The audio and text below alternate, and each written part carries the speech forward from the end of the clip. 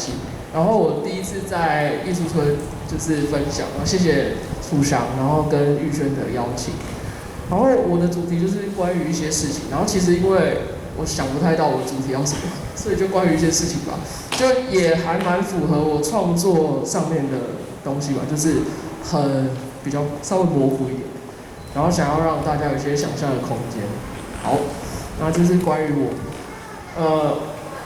我在2013年在旧金山艺术大学毕业，然后我想说，因为就在村里分享嘛，就所以我等一下会讲几件我在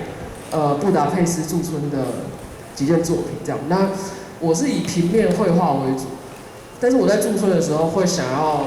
一个不同的尝试，或是媒材这样子。所以我好，在2016年跟2019年到了韩国跟那个匈牙利驻村。好，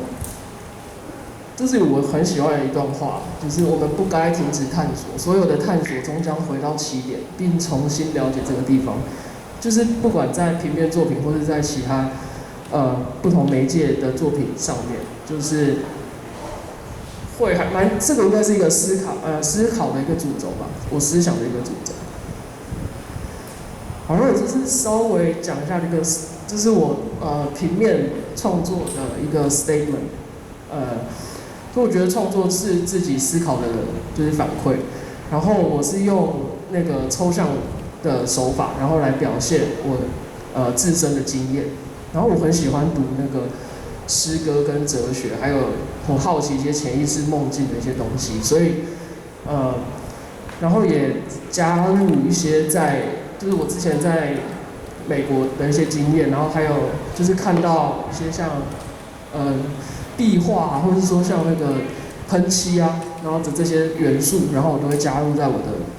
平面作品里面。然后会想要塑造一种空间跟时间的，也是一个空间跟时间的关系。然后因为我觉得每个人他从小到大所学习的东西都是从片段而来，所以我觉得那个片段是变成我们成为一个我们自己的一个很重要的一个元素。好，让我快速的讲一下在布达佩斯驻村的时候的一个2件作品。然后这是我在布达佩斯的一个空间。然后其实我申请展览的，我申请那个驻村的时候是写的申请是还蛮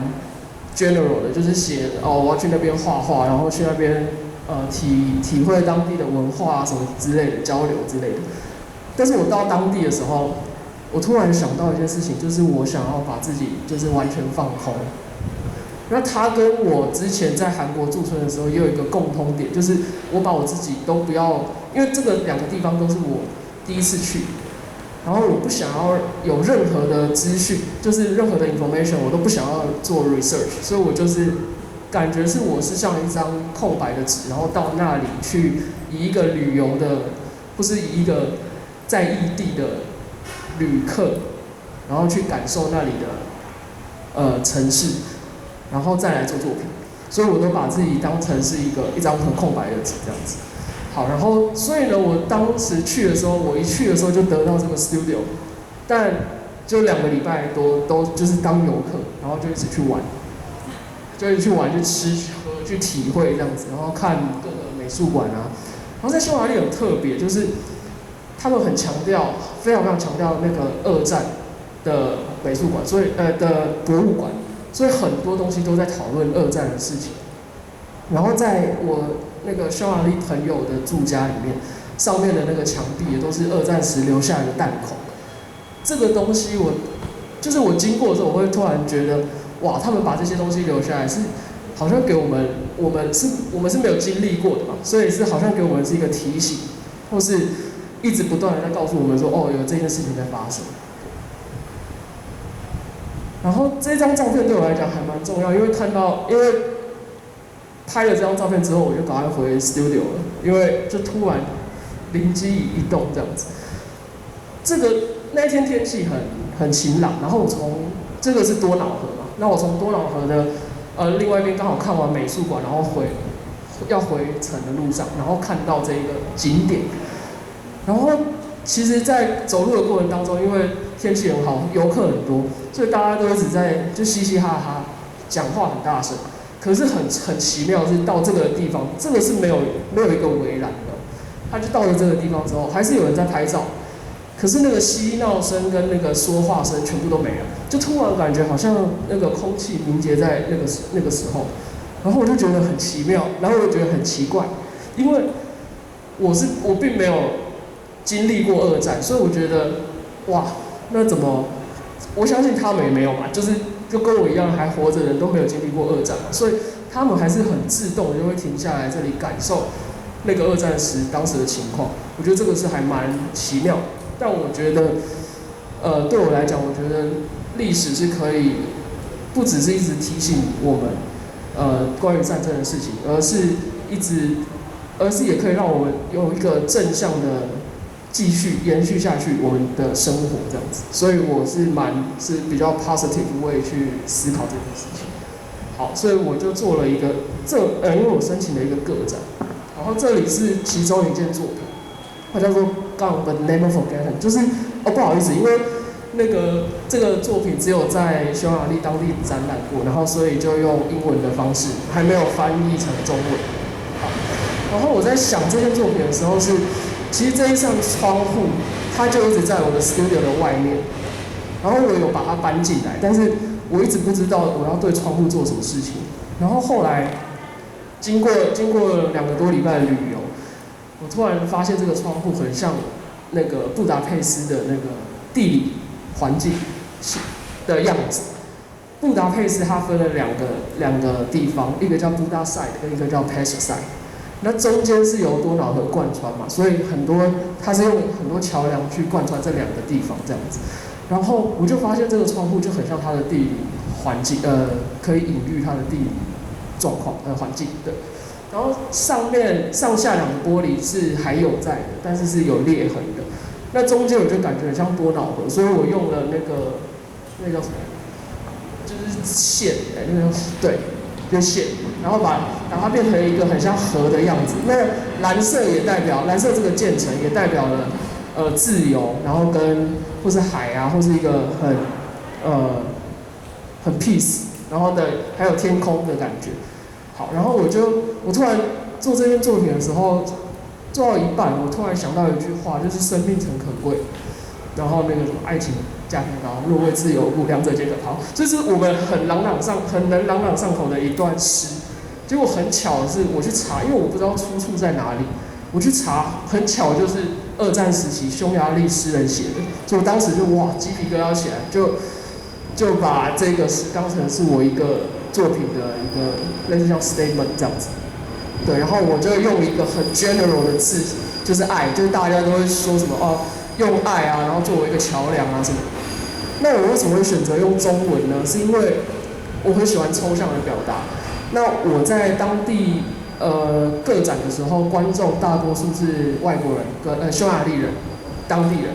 那爱这个字对他们来讲就是一个抽象的东西，它是一个可阅读性，但是对他们来讲又是一个不可阅读性的抽象的语汇。所以对，然后红色又代表华人文化里面的lucky 啊，然后跟那个什么被祝福的感觉这样子。所以我是以一个比较 positive way 的心态去，就是比较正向的心态去，就是回应历史这样子。好，然后这个作品也是个展其中的另一件作品，这叫做 The Promise Brings the Promise。这个是我小时候的时候，我们会跟小朋友玩那个打勾勾盖印章。我 promise 你，我承诺你明天一起出去玩，或者我承诺你跟你交换什么东西，所以是用盖印章的方式。然后为什么会有这个题目出现？就因为我在看他们美术馆博物馆里面讲二战的事情的时候，那时候当时希特勒跟那个匈牙利政府说，我不会侵犯你们。然后我不会去打你们的，就是我不会去侵犯你们的对。就后来好，匈牙利政府相信，就让他们经过。就经过的时候，他就把那个所有的犹太人，所以刚刚那是犹太人鞋子嘛，刚刚那张照片，然后就把犹太人就打死，然后就在多瑙河就让他死掉。那我就在思考这件事情啊，就是被骗了嘛，就是这整个事情就是被骗了。那其实在我之前去光州驻村的时候，光州事件也是距离现在不到20年的时间。然后当时也是当时政府就是发兵到，也是要打，反正打光州就对了。当时也是因为一个欺骗，所以大家军队就去打光州。就是其实军人们自己本身根本就不知道自己到那里要干嘛，所以这中间就是有很多很 tricky 的部分。然后我觉得是不是一个承诺，然后打破了这个承诺，带来了很多问题。好，然后我就用这个叫做 ceramic powder， 叫做什么？陶瓷粉，就是陶瓷粉，然后去翻磨我的大拇指，然后翻了，因为这同时来讲，对我来讲，就是我们会常在生活中有一些可能你没办法原谅一个人，或是原谅一件事情发生，你有没有办法原谅？然后我就突然，因为我是基督徒，然后我自己就想到那个圣经里面有一个关于原谅的那个经节，然后他是那个彼得，就是圣徒彼得就问耶稣说：“我们应该要原谅人几次？原谅我们的敌人几次？是7次吗？”然后因为圣经很喜欢引用7嘛，好，然后那个耶稣就对他说：“我告诉你，不只是7次，而是70个7次，所以要原谅人490次，70个7次。”然后我就在思考这件事情啊，就是觉得有可能吗？你真的有可能原谅你的敌人吗？或是原谅某一件很伤害你的事情吗？然后就如这个二战的事情也是，所以我盖手印了，就是翻了490个我的大拇哥手指。然后其实翻到后来那个指纹就有点不见。在翻模的过程当中，其实我在想一件事情，就是你真的有办法原谅吗？还是可是好一开始就想到一个事情，然后一开始想说到底有没有办法原谅什么？然后一开始会想，但好像翻到100多个的时候，你开始忘记了。所以我觉得很有意思，是你到底是原谅了这件事情，原谅了这个人，原谅这个事件，还是你忘记了？就还蛮有意思的。我是蛮喜欢，就是提一个 question， 不一定要有一个正确的答案在我的作品里面。然后这右下角是一个展场的就是方式，然后我就把它散落在地上。然后每一个来展场看的人，他可以拿走我一个 promise， 同时他也拿走了 problem。然后呢，旁边有一个字条是写上我的那个 email， 然后他们可以对于这件作品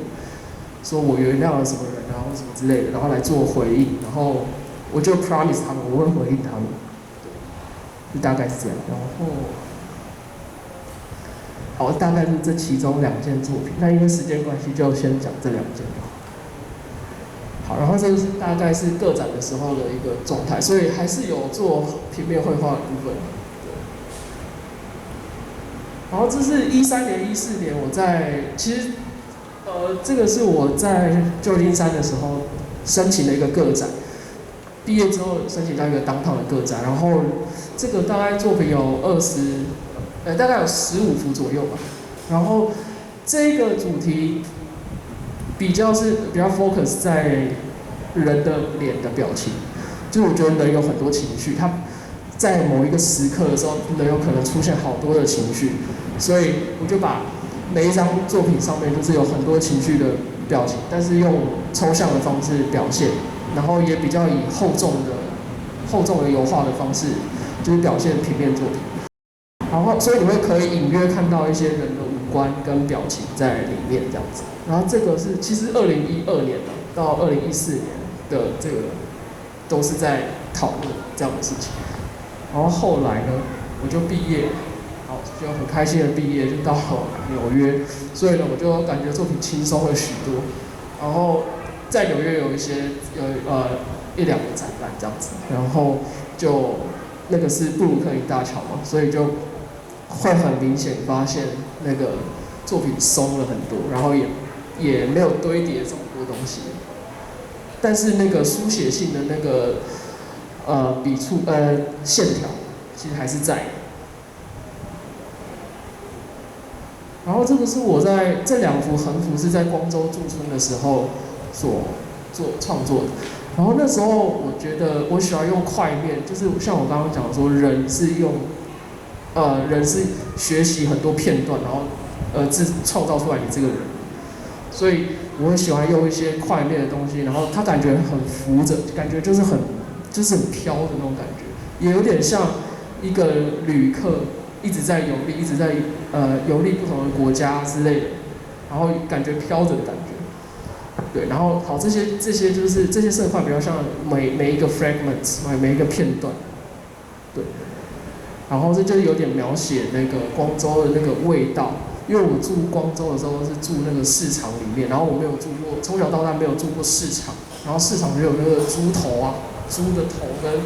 那个鱼的味道很重，然后人家就是砍猪头，然后就放在那边，我第一次看到有吓到，想说这是怎么回事？对，然后就在描写一些市场里面的一些气味，还有跟那个他们喜欢用那个泡菜罐装的那个泡菜的那个感觉，这样子。然后，再来就是2019年，就是有稍微有变化，就是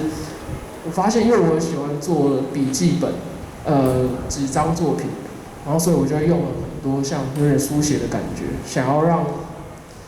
要也是讨论一些绘画到底，我也可以用个好像很笔记的那种感觉，很随性的、直觉性的东西，所以我就开始变，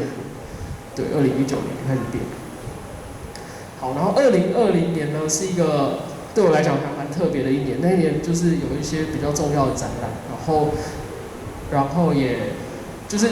那一年的展览很多，然后所以我有画了还蛮多的作品，就是产量还蛮大的这样子。然后这一个系列是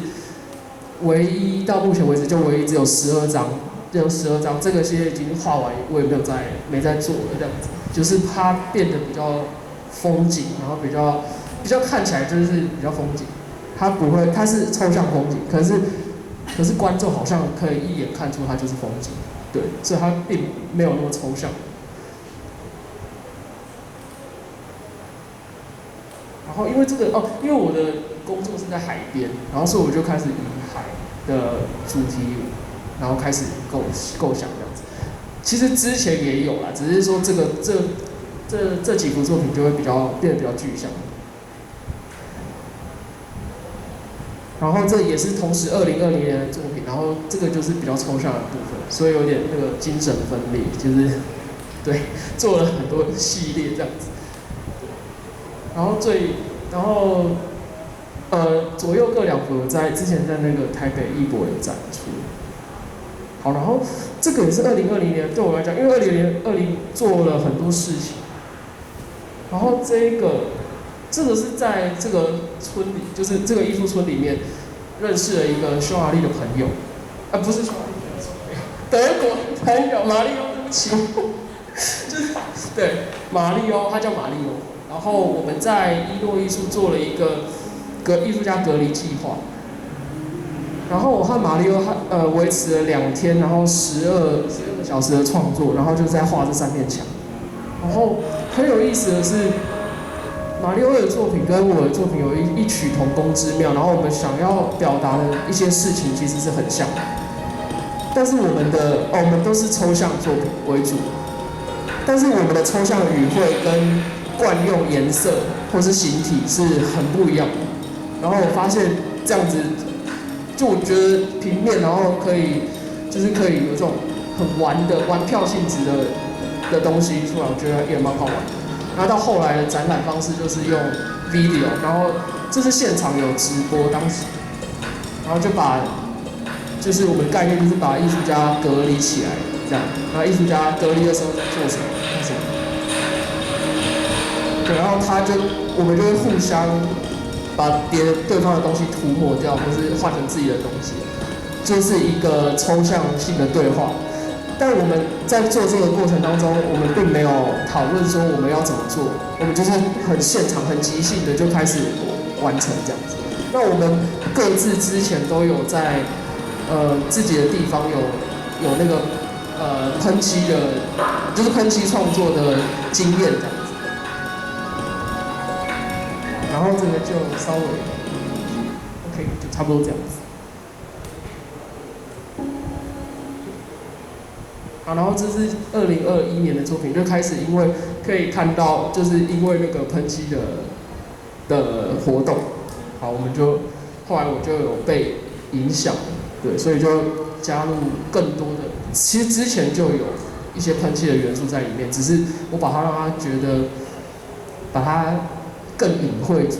然后这个呢，就喷漆的部分就会更明显，就是你很能知道，就是艺术家有受某种影响，某个东西的影响这样子。好，然后这是2022年的作品，就是今年，这是前几天的作品吧，中间那一个，大概是上个礼拜的作品。然后最左边那件作品，现在在那个艺博展览，就是新竹艺博。然后也会看到，就是今年就想要开始整理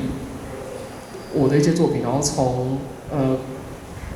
整理到以前的作品，就是可能现在的元素，然后跟前几年的元素可以做一些融合，就是有点在整理作品的感觉这样子。好，然后这个最后是我其实很多是 on paper 的作品，然后这个是我觉得过程当中是对艺术家就是过程是最重要的，就是对于一个艺术创作者来讲。